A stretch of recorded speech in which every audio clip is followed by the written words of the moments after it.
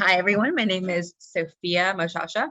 I knew Luisa actually through both of our last jobs with AFWorks, which is the Air Force's Small Business Innovation Research Program. And he was on the government side, I was on the contractor side. And me and Luis immediately jived. And we knew we both belonged in industry.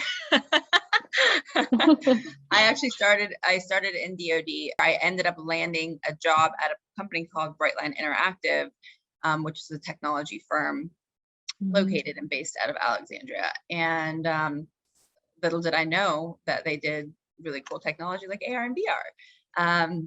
I had no idea at the time, but because of my role that I was playing with them, marketing, all this external facing, lead generation, public relations, those types of things. With small companies, I was wearing a bunch of hats.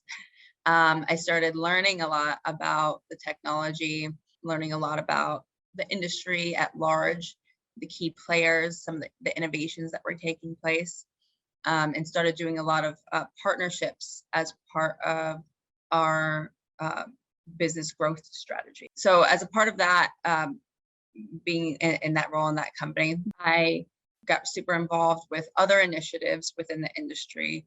A big one was the Virtual Reality and Augmented Reality Association, VRARA Association, of which I lead the DC chapter, a couple of the committees within the association, as well as co-host the podcast now on behalf of the association. Right now, I'm actually full-time at Meta. I just started there 2 months ago or so. And I do public policy for their Metaverse initiative. So it's basically marketing, but we are marketing to policymakers. So that's our audience on the Metaverse. Ethics, safety, things that are good for the community, and what Meta's role is in all of that. But also I'm involved with a lot of things revolving WebXR. That's actually the event that I was producing yesterday. That's the idea of accessing immersive content through your web browser URLs.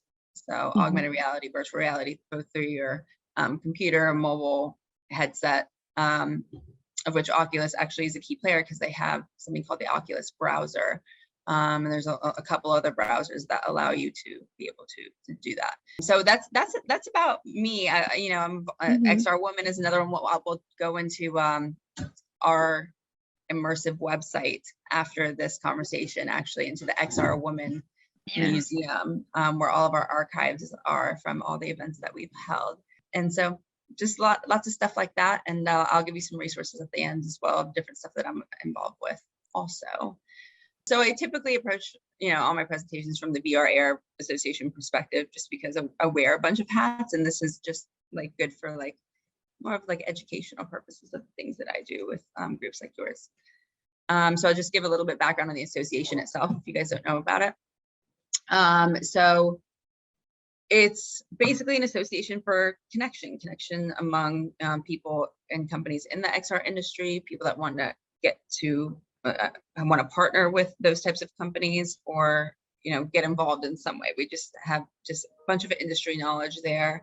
We have a bunch of these comms channels, white papers, events, different things to kind of establish, fruition and growth in business activities within the XR industry. And so we have about 70 chapters all over the world. As I said, I lead the DC chapter. There's a bunch of different committees and different industry verticals. So those committees are obviously dedicated towards, education and collaboration in those particular verticals. And just a lot of other stuff, lots of industry professionals. It's the biggest trade association for virtual reality and augmented reality. So a little AR versus VR. I'll just do this quickly because I know you guys know what this is already, but augmented reality is basically enhancing your current environment, placing digital content, text, graphics, animations, whatever that may be, projected onto your current environment for one reason or another. And that can be done through a mobile device, which a lot of people have experienced and don't even know that they've experienced through like Snapchat filters and things like that. Furniture placement in people's rooms, try before you buy type of things, or through head-mounted display. And we'll get into that in the next slide, I think. Virtual reality is completely occluding your current environment and placing you in a fully simulated environment, whether that's graphic rendered content, which you can interact with, or whether that is 360-degree video, which is fully passive and you're just watching the content. So here's kind of what I was talking about before. There's mobile-based AR, and then there are head-mounted display-based augmented reality, like the HoloLens by Microsoft and Magic Leap.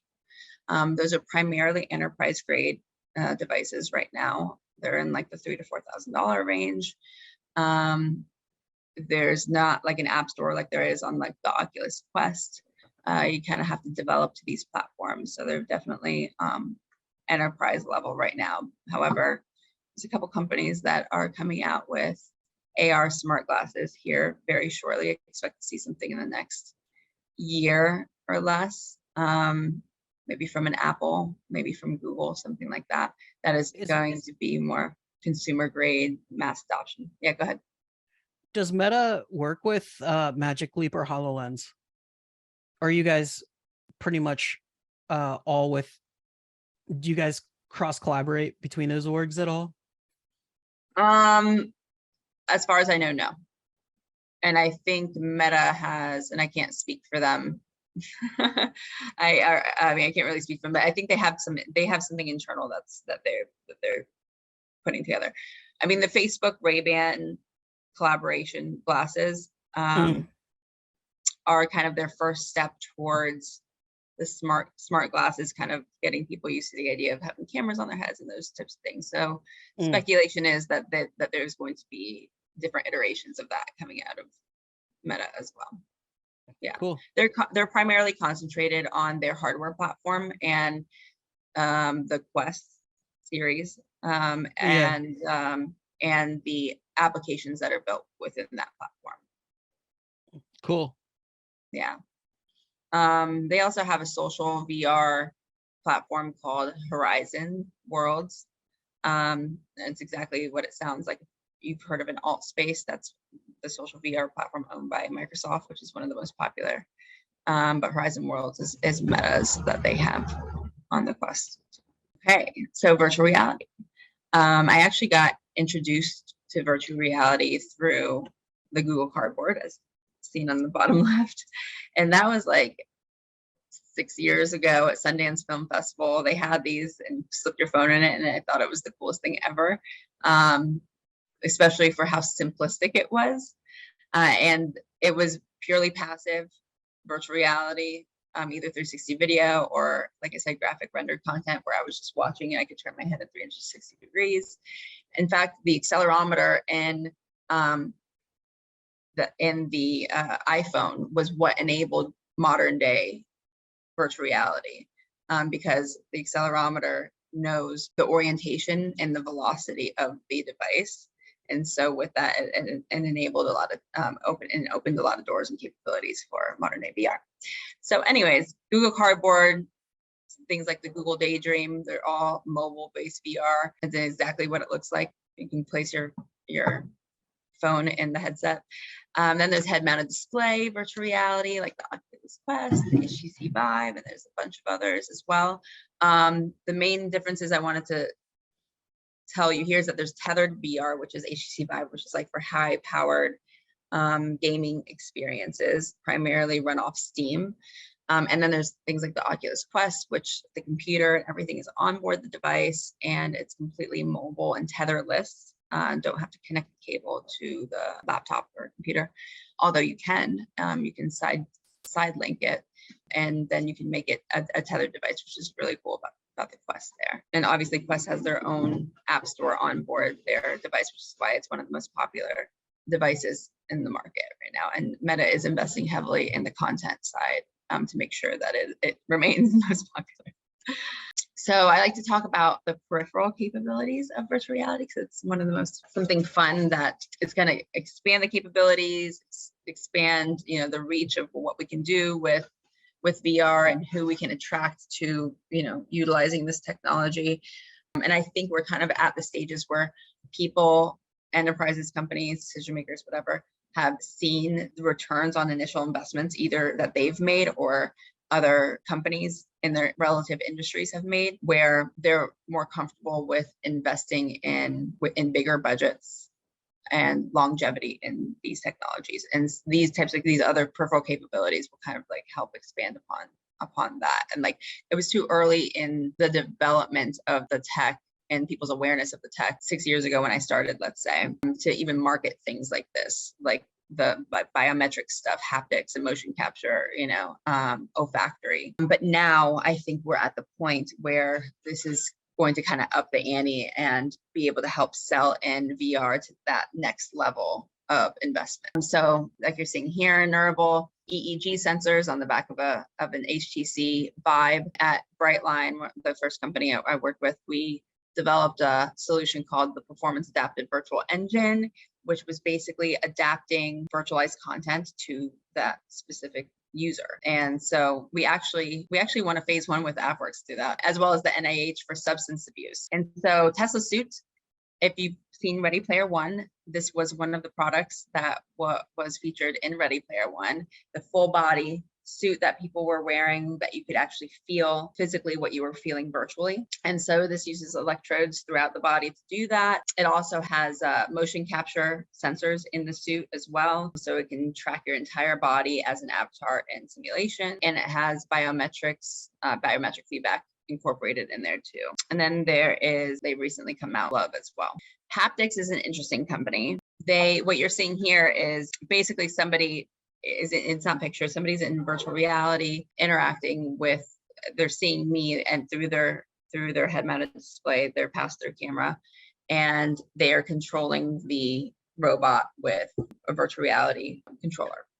However, what's not pictured here is the haptics core technology, which I think is super cool. I think it's the best haptic feedback that I've tried. And it's basically gloves that have like hundreds of air pockets within the gloves, and it really does simulate force feedback and touch, whereas something like a Tesla suit is using electrodes to help to make you feel shock and pain, but it doesn't necessarily mimic what you would feel in real life, whereas haptics and that force feedback through those little pockets of air actually really do simulate, you know, weight and force and touch and those types of things. It's really cool.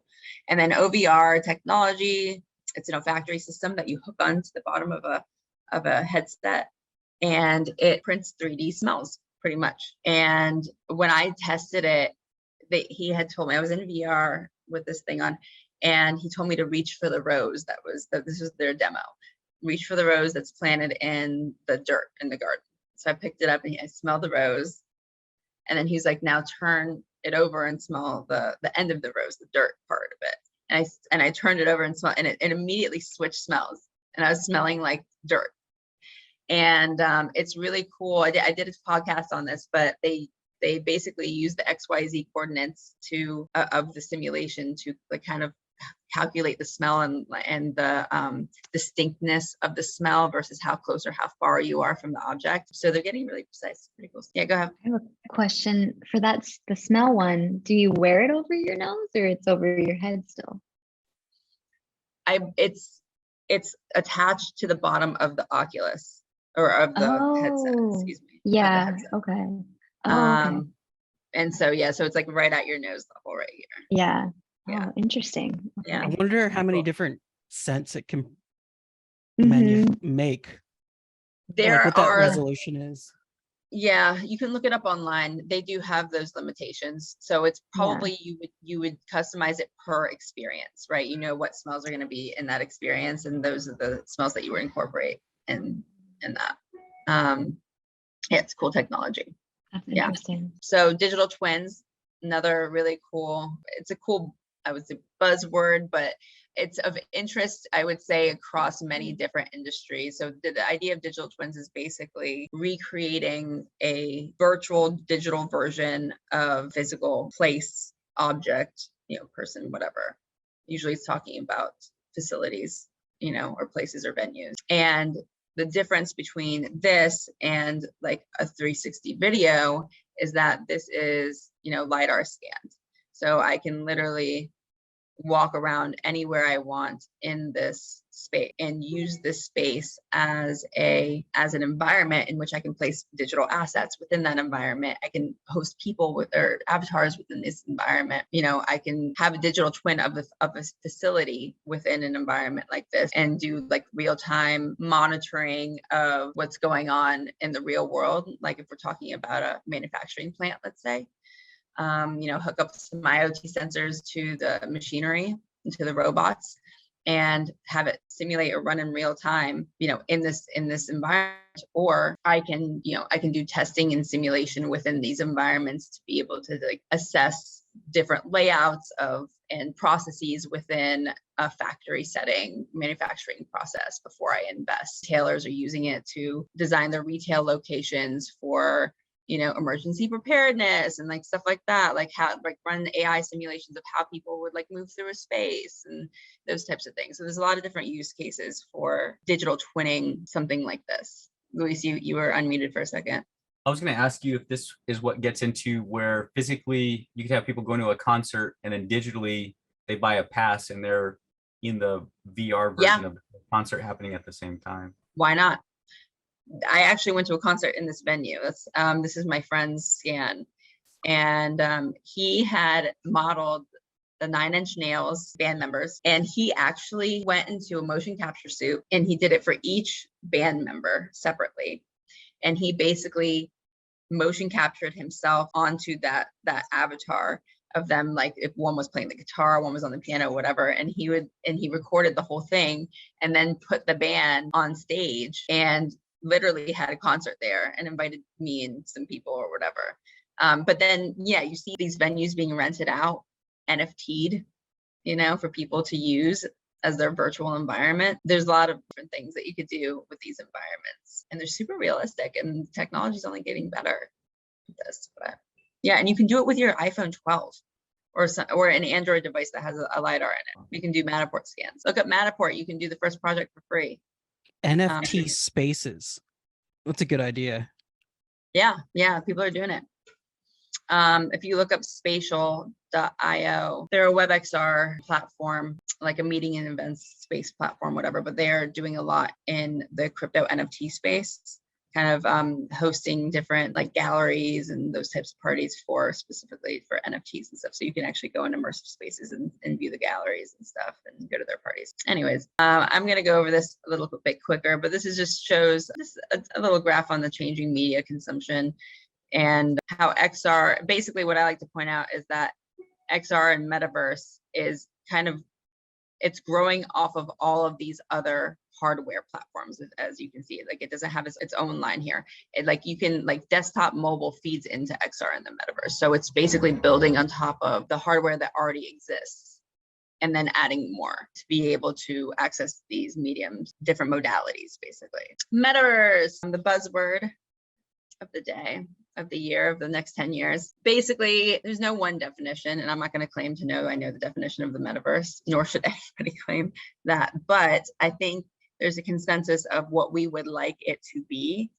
And it's just an idea of a virtual place or a series of connected virtual places that are an idea of interoperability, being able to portal from one place to another seamlessly, potentially being able to bring your identity with you and ownership of any of that identity data, personal data assets, maybe your NFTs that you'll buy in the metaverse, let's say. And it is a persistent place. So things are going on while you're not present there, right? It's another world. It's an alternate world where people are coming and going and changing things and doing things. And there's a whole life going on outside of when you are there as well. So obviously that makes it social, timeless, limitless, centralized.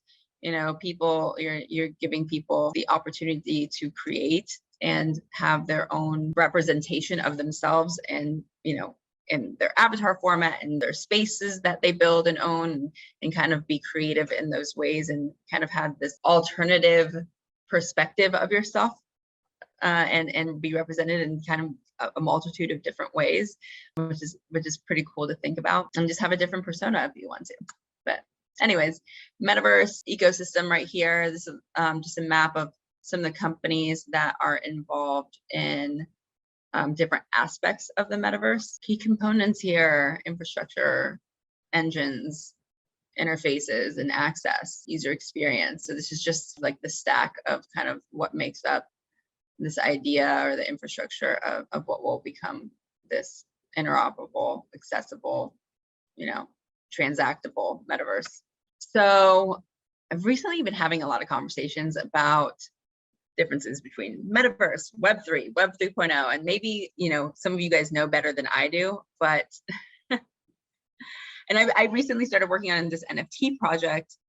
So I'm dealing with people that are in the crypto NFT space, which I'm not as familiar with as I am with the XR space. And so we sometimes have this pushback of, what is Web 3.0? What's really included in that? And so I think some consensus that I've seen from the industry and talks that I've had is that Web3 is this idea of, it's basically, it encompasses blockchain, this new way of transacting data. It's the infrastructure of Web 3.0, and it's an enabler of Web 3.0, which includes the interface, the logic, the data, as what's shown here. And so and you'll start hearing more of that distinction, especially, you guys being in the tech industry, to understand the differences between like Web 3, Web 3.0, and where everything falls. What I say is that AR, VR is the visual engines to accessing the metaverse. But there's a lot of other components that are going to be a part of that to make it all kind of cohesively work together. So this is a fun video. Don't mind my arms. Everything's in beta mode these days, let me tell you. But the cool thing is there's an understanding of that in our industry. So like everybody just wants to see the cool new things. They know that like not everything's going to be working perfectly and things are buggy and stuff, but we're trying. So this was during the last Poly's WebXR Awards. This is an awards show that I host every year with my friend Julie, and it recognizes projects and people that are in the WebXR space. So again, being able to access content, 3D content through the web. Throughout the show, we did live check-ins in our watch party worlds. And this was one of them where we were actually showcasing live portaling from one WebXR world or platform or URL website to another. And so again, kind of showcasing this idea of interoperability and these like portaling metaverse like capabilities, like in the simplest form, but that's where we are these days. So I'll play this for you. Don't mind the arms again. I can't stop looking at the arms, Sophia. Same. That's cool.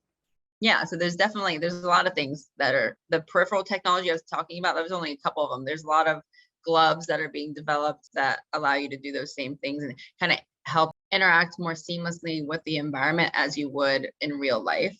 And that's something Louise said, like the military is super interested in. It's still gamified when you have a controller. It's not exactly how you would practice something or do something in real life. So how do you get it to that point of realism, not just in graphics, but in the interaction as well? I've been part of a simulation where we all had headsets. We set our boundaries in a big room, and it was a military style application with security, right? And we all had like weapons and stuff, and the joysticks and other stuff was part of like an active shooter engagement type of scenario. It's still a little buggy, but it was interesting because we didn't have to go to another place with live ammo. It was able to take a lot of it into just that warehouse that we were in and try it. It was really interesting. Yeah, that's awesome. Sounds fun. Exactly. Yeah. And not everybody's in the same room. Like these other people are in other locations, but you're with your training team and you could do it remotely. That is the whole point. Yeah, to have these multi-user experiences, like shared experiences with people, is like, it's the point of the metaverse, but it just enhances these experiences, just cuts down on logistics, on costs. You can deliver experiences and content and training at the point of need, instead of having to go through 6 months of training and then not getting to that 6-month point of knowledge of what you might need in practice until like years down the road, where you can put on the headset and practice it again at the point of need, and upskill yourself. So this is the XR Woman Museum. So that was basically it. So we portaled from VR Land to Frame, frame.io. And this is our XR Woman Museum, and which we'll go in after this, but that's pretty much it. So it's basically hyperlinking from one website to another website, and it happens to be a 3D website. And that's basically the concept of what it is. So next, just some pictures of me in different VR platforms. Upper left is Horizon World. That's Facebook's, Meta's platform. You can only access that in a headset. Down below is Engage, one of my favorite platforms. It's super realistic. They use it a lot in enterprise use cases, and that's me in the red there. And you probably can't tell because my picture is horrible, but you can actually upload a photo of yourself and superimpose it onto an avatar, and your eyes move when you're looking around, your mouth moves when you talk. Wow. And yeah. Imagine that one being kind of creepy. It was like if you're seeing people, like their faces. It's called the Uncanny Valley. You're not sure. It kind of teeter-totters over what's too much realism. Yes. Yeah, it is kind of creepy. Interesting though. Well, this one, the one on the in the middle, is with my webcam on. But see, there's different ways of implementing these avatars, right? I had my webcam on, we were dancing in this platform. To the bottom, that was the same video that I showed you. This was actually a custom avatar that was made for me, but it's, again, everything is super beta mode in it, and it configures differently to different platforms that we upload this to. And so it wasn't really working in that platform, so I just wanted to take a picture of myself in it. But the one to the right is alt space of me and the 3 people, and that's one of the most popular social VR platforms. You can access it on your computer and your headset. I host a monthly event that has like 200 people that come to this in alt space. Real quick question. Do you find that people interact different if they're a little bit more realistic versus less realistic? I would say that the platform, like the Engage platform with the realistic characters, I have only gone in serious events and meetings in those. So the people I meet in those platforms are more serious people, rather than alt space, where it's like all the 14-year-olds, you run into anybody in there, that's when you hear about the harassment and all this stuff, where it's just an open world like that. But I think in general, being behind an avatar does make you interactive. Just like all guards come down, for me at least, and if I don't like where I am, or I want to get away from somebody, I can easily exit the world. It's just super easy, and nobody has to know. So anyways, the upper those are Engaged as well, all the way to the right here, and then up here, that's all Engaged. This is actually my clubhouse that we built. All of these 2 pictures and this one right here, it's my golf clubhouse for my virtual reality charity golf tournament that I host every year. And we actually do portaling capabilities here too, from one Oculus application to another Oculus application. So it's not even through the web, but we're still doing the portaling stuff, which is pretty cool. This is something I had presented to the FBI because this is the stuff that they cared about, but just in terms of some of the potential concerns around safety and data security and those types of things. There's different types of data that we can get with these devices now. There's eye tracking, the biometrics that I told you that hook in. What can you do with that type of data?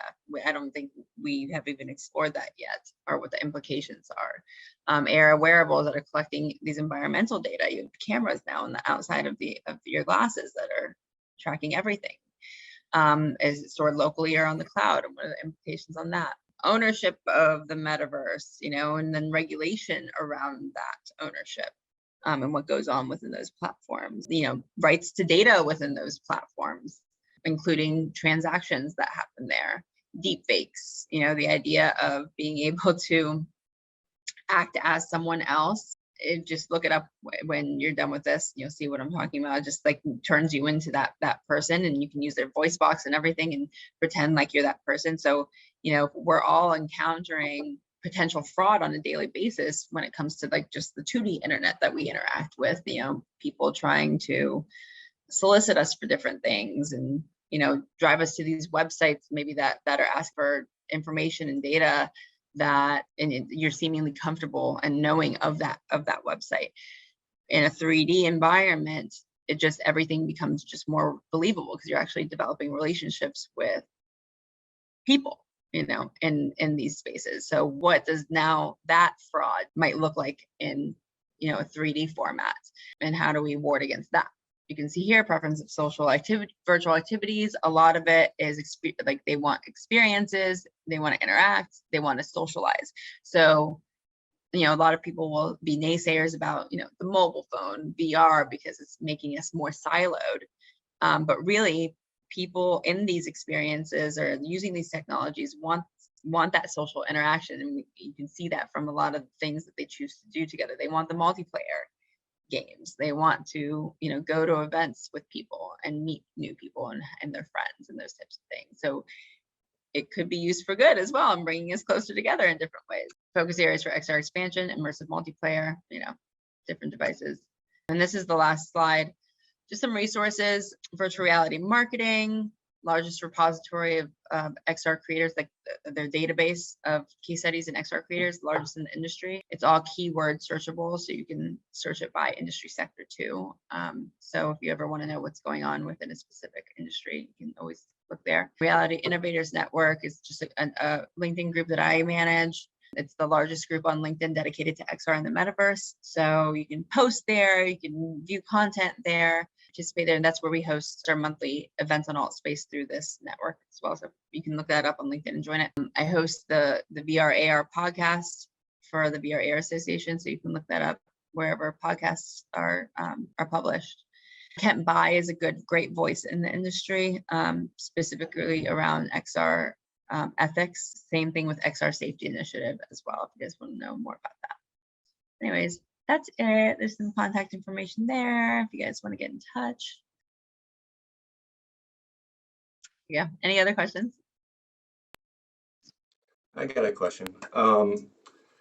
I thank you. That was really interesting. And when you were talking a little bit about sort of the goals of this virtual metaverse and what, trying to create as almost a community, it felt very sad looking at the outside world and how communities sort of are evolving as we are sort of trolls are stepping out from behind the keyboards, and it's an interesting time right now as people are trying to look elsewhere to escape reality.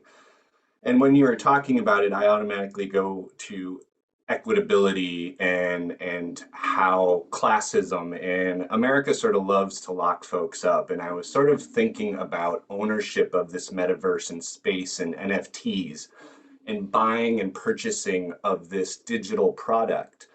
At which point, I remember reading a case a while back about a defacing of an NFT in some virtual art gallery, and there was actual prosecution attempting to happen. And I'm wondering if Facebook or your ethics are actually sort of keeping track when you're looking at the data. And I'd worked for Google for a while in their legal UX and data, how it was flowing with law enforcement. And I was wondering if there are any parameters put around behavior within this world, and if it has even been leveraged at this point for looking at behavior on something like Grand Theft Auto. Like, you could watch somebody's virtual behavior and how they would interact, and at what point is that going to be leveraged for a legal purpose, and that becomes a barrier that we need to begin protecting, not just data and how it's flowing, but what is happening in this virtual world.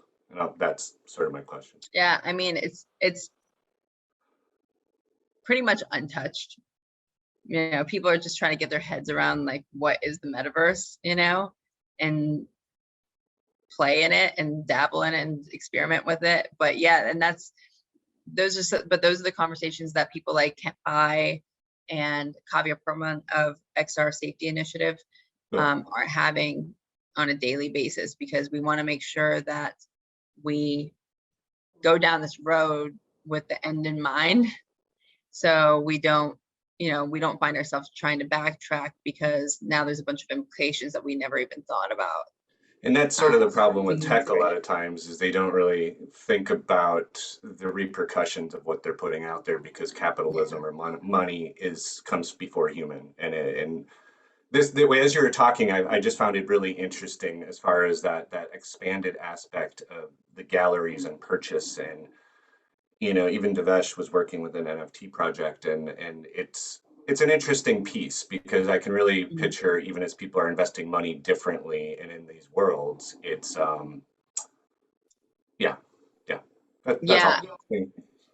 I mean, it's a great question, and something that people in our industry care deeply about. So yeah, I mean, especially when we're talking about the web where everything is open. So yeah, I mean, it's a great question, but yeah, and Meta, like whatever they are doing, they're not publicly talking about it because nobody knows the answers yet, so they don't want to implicate themselves either in it. But yeah, I would encourage to look up Kent Pai and XR Safety Initiative. Okay, thank you. Yeah. Any other questions? Yeah, are there any more questions? Although I do want to drop a link in here. I don't want to steer people away from this, but I promised Luis I would post the, so this is the link to our XR Women Museum. And for anybody that wants to join, you can go to xrwoman.com and join any of our meetings, sign up for our newsletter and just come hang out, and just another place to learn more. Cool. But this is our Museum of Archives. It's a social VR WebXR platform, and it's just archives from all of our events in there, and we can actually go in together. But I guess if I'll take any more questions, and then we can just hop in there and just to check it out for a second. Yeah. No questions. All right. So if you go in there and connect, for anybody that wants to go, if anybody that doesn't, it was very nice meeting you, and thank you for having me on. And for anybody that wants to join the after party, we'll just go in there for a second and you guys can roam around, but just see what it's like to interact socially and collectively in one of these spaces together.